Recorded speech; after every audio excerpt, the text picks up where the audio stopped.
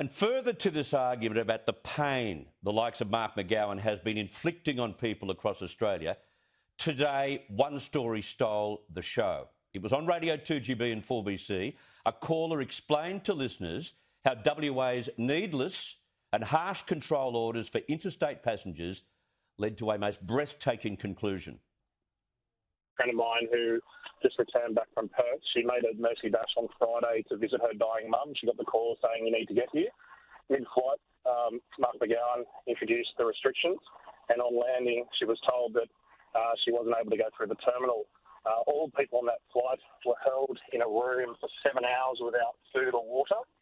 They were told that they can't make any contact with anyone, no airport officials, nothing. All announcements were made over a PA. 6 hours into that waiting time, she got a phone call stating that her mother had passed away. So she lives in the Sunshine Coast, so she wasn't even in the Brisbane hotspot zone. She'd only transited to the airport to make the flight. And had it not been for the 7 hours, she would have been able to say goodbye to her mother.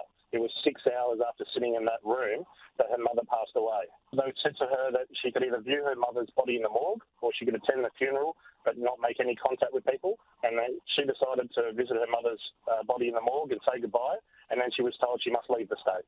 The hardest thing for her is she spoke to her mother that morning and she promised her she'd be there. And the fact that she didn't, she said she can never live with it again. The people who make those decisions and then deal with those cases, they're not human beings, they're robots.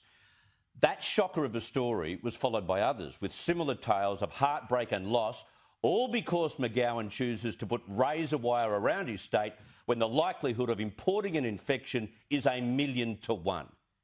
It has inflicted immense pain on families throughout this country.